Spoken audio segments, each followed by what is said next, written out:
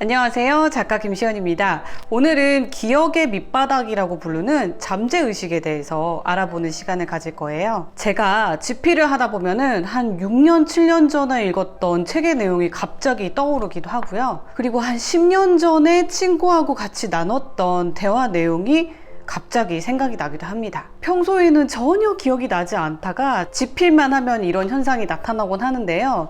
이게 잠재의식과 무슨 연관이 있는 걸까요?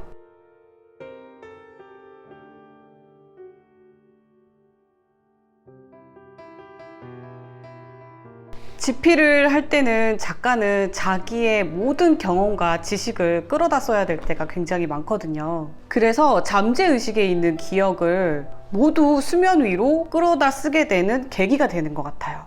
그래서 제 뇌가 필사적으로 관련 자료를 찾으려 하기 때문입니다. 그래서 평소에는 기억이 나지 않던 일들이 갑자기 기억이 나기도 합니다. 무의식의 실체를 탐구한 심리학자 칼 융은 사람의 기억력은 무한한 능력을 가지고 있다고 했는데요. 실제로 제가 집필할 책의 주제를 선택할 때 어린 시절에 읽었던 책의 영향을 굉장히 많이 받았다는 걸 깨닫게 되었어요.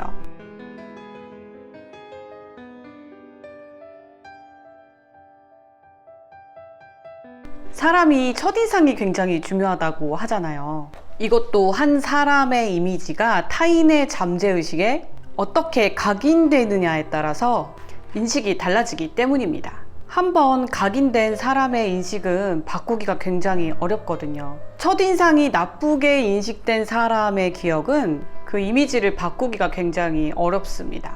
그래서 나쁘게 인식된 첫인상의 기억을 바꾸려면 그 사람에게 각인된 나쁜 인상만큼 강렬한 좋은 인상이 각인되어야 인식이 바뀌거든요. 그래서 사람들이 첫인상을 그토록 중요하게 여기는 것 같습니다. 잠재의식이란 건요, 인간이 태어나면서부터 보고, 듣고, 경험한 모든 것입니다. 인간의 기억은요, 완전한 삭제가 불가능합니다. 뇌의 어딘가에서 남아서 잠재의식을 형성하게 되는 겁니다. 트라우마가 좋은 사례가 될 것 같아요. 큰 사건을 겪고 난 후에 뇌의 어딘가에 저장된 기억이 시간이 많이 흐른 후에도 잠재의식으로 남아있을 가능성이 큽니다. 평소에 기억나지 않는 사람의 이름이 갑자기 떠오를 때가 있을 거예요. 과거에 우리가 경험한 그 모든 것들이 인간의 잠재의식을 형성하게 됩니다. 인간의 잠재의식은 거대한 기억의 집합소가 되는 겁니다.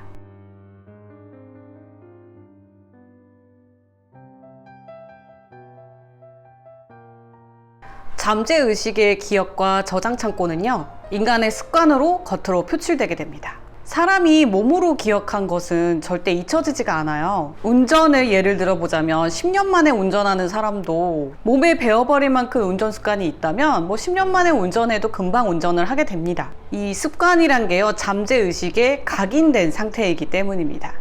그래서 언제라도 다시 꺼내실 수가 있습니다. 잠재의식이 땅과 비슷한 성질이 있습니다. 무엇을 심든지 그 심은 것이 의식으로 나타난다는 것입니다. 잠재의식에 불안과 공포를 심는 사람이 있을 수 있겠고요. 잠재의식에 풍요와 행복을 심는 사람이 있을 수가 있겠죠. 무엇을 심든지 그것은 개인의 선택입니다. 이처럼 잠재의식이요, 한 인간의 삶의 방향을 결정하는 나침반 같은 역할을 하게 되는데요. 이런 잠재의식을 여러분에게 유리한 방향으로 설정하세요.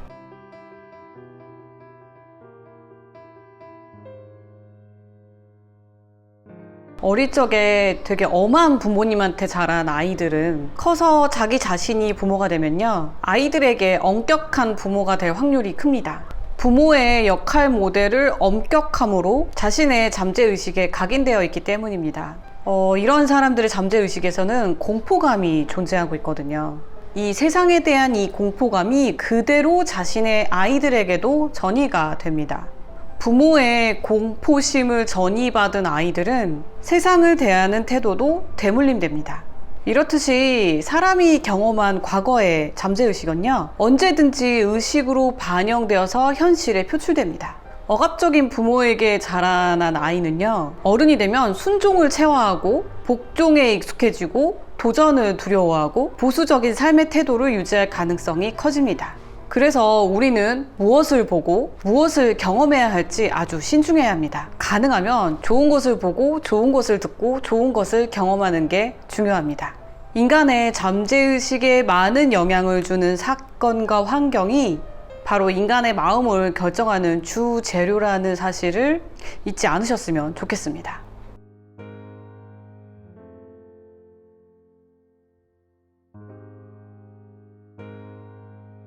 그런데 중요한 것이 있는데요. 이 잠재의식도 컨트롤이 가능한 영역이에요. 그래서 잠재의식을 형성하는 뇌 공간에 공포나 우울한 뉴스, 걱정거리를 끊임없이 주입하고 있는 게 현실입니다. 사람들이 자극적인 뉴스에 굉장히 쉽게 반응하잖아요. 그래서 뉴스는 점점 더 자극적인 소재를 찾게 되고요. 그 많은 자극적인 소식들을 우리가 전부 알아야 될 필요는 없습니다. 잠재의식을 형성하는 뇌에 어떤 정보를 입력하느냐는 개인의 선택입니다. 물론 긍정적인 정보만 입력한다고 현실에 무지개가 뜨는 것은 아니에요. 다만 부정적인 현실을 만드는 원인이 무엇인지는 우리가 알고 있어야 합니다. 그래서 만약 현재 부정적인 심리 상태에 빠져 있다면 그것을 만든 원인이 무엇인지 파악해 보는 것이 가장 먼저 해야 할 일이에요. 그래서 가장 첫 번째로 할 일은 자신에게 부정형 질문을 사용하지 않는 것입니다. 우울증을 겪는 사람들이 과거의 자신의 단점과 잘못을 복귀한다고 하는데요. 이럴 때는 부정적인 질문을 많이 쓰게 되죠. 예를 들면 나는 왜 이렇게까지 되었을까? 나는 왜 항상 이 모양일까? 그래서 자신에 대해서 이런 부정적인 질문을 계속하게 된다면 이 부정형의 이미지를 잠재의식에 각인하는 효과가 생기게 되거든요. 중요한 거는 뇌는 상상과 현실을 구분하지 못해요. 자신에 대한 이미지를 계속 부정적인 질문을 사용한다면 뇌는 그것을 현실로 받아들이게 됩니다. 그래서 자신에 대해서 질문할 때는 부정형 질문이 아니라 긍정형 질문으로 한번 바꿔보시는 게 어떨까요? 우리가 실제로 경험한 일이 아닌데도 불구하고 괴담 같은 걸 들으면 몸이 오싹해지잖아요. 그래서 뇌가 자신에 대한 부정적인 이미지를 입력하면 그 부정적인 이미지가 현실이 될 가능성이 커지게 됩니다. 자신의 긍정적인 이미지를 잠재의식에 각인하는 질문을 사용하면 어떨까요? 오늘 내가 하루에 잘한 일은 뭘까? 이런 긍정형 질문을 사용하는 것에 조금 익숙해지셔야 됩니다. 여기서 중요한 게 있는데요. 자기 반성도 때로는 필요합니다. 자기 성찰이라 그러죠. 무조건 자기를 100% 긍정적으로 바라보라는 얘기는 아니고요. 때로는 자기에게 긍정형 질문을 하는 것도 아주 중요하다는 이야기입니다.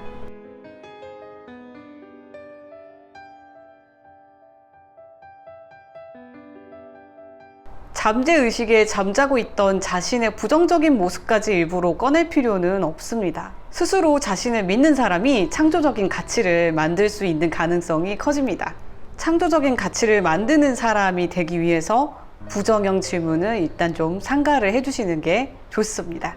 저는 다음 시간에도 잠재의식이 우리에게 어떤 영향을 미치는지, 잠재의식이 어떤 현실을 창조하는지에 대해서 영상을 제작해서 돌아오겠습니다. 구독, 좋아요 잊지 마세요. 그럼 저는 다음 영상에서 뵙겠습니다. 안녕.